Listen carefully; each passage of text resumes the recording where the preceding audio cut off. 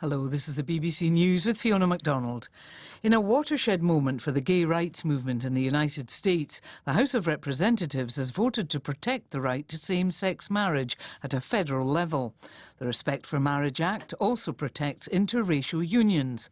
Nomia Iqbal reports from Washington. At the moment, the right to same-sex marriage is still protected nationwide due to a landmark Supreme Court ruling in 2015. But if that were to fall, the regulation of same-sex marriage would be turned over immediately to individual states, in the same way abortion rights were after the court overturned Roe v. Wade over the summer. At the time, Conservative Justice Clarence Thomas said other privacy-based rights, including same-sex marriage, could be reconsidered next. The bill managed to attract decisive bipartisan majorities in both the Senate and the House. An infamous Russian arms dealer is back in Russia after being freed in the US. Viktor Bout, called the Merchant of Death, was traded for the US basketball star Brittany Griner, who was arrested in Russia in February with cannabis oil vapes in her bags. Olga Ivshina from BBC Russian has more on Viktor Bout, a former Air Force officer. In 1991, he stopped his service and opened his own business connected to air transit. He specialized in delivering various cargo to very dangerous places.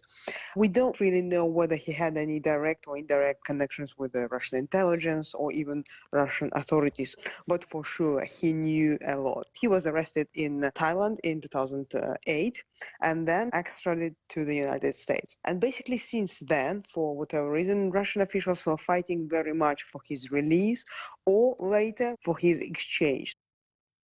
President Putin has vowed to continue attacking Ukraine's energy infrastructure. Russian missiles have left millions of people without electricity as temperatures plummet.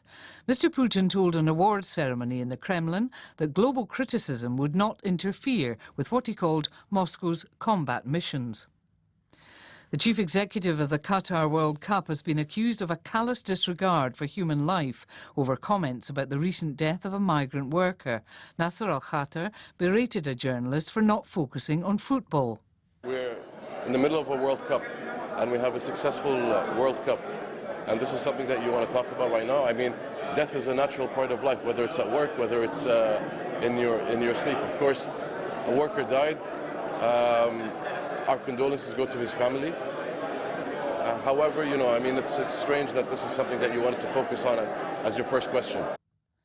Human rights groups say the authorities in Qatar have written off a large number of deaths among migrant workers who built new stadiums for the World Cup. You're listening to the latest world news from the BBC. A judge in Peru has ordered Pedro Castillo to remain in detention for a further 7 days after he was impeached as president on Wednesday. Mr. Castillo was charged with rebellion and conspiracy after he declared a state of emergency and tried to dissolve Congress. In response, the chamber voted overwhelmingly to impeach him. Mr. Castillo's vice president, Dina Boluarte, has been sworn in as interim leader. One of the world's longest ruling heads of state, the president of Equatorial Guinea, has been sworn in for a 6th term in office. Teodoro Obiang Nguema Mbasogo, who is 80, took the presidential oath before inspecting a military parade. He declared he was and always would be the leader of all Equatorial Guineans. He first seized power in a coup in 1979. The Sri Lankan Parliament has passed next year's budget, which seeks to secure a delayed IMF bailout. After a month-long debate, MPs overwhelmingly approved President Ranil Wickremesinghe's plan to raise tax revenues by nearly 70%. The original drummer with the British punk group The Stranglers, Jet Black, has died aged 84. He played on hits including Golden Brown, Peaches and No More Heroes. Mark Savage takes a look back on his life. With a background as a jazz drummer, Jet Black's lyrical technique set the Stranglers apart from the more basic sounds of the punk movement.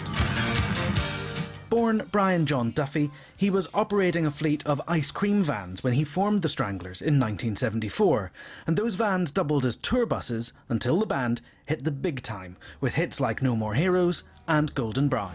Golden Brown, finer temptress. Black, who had suffered from respiratory problems since childhood, died at home on Tuesday in Wales. BBC News.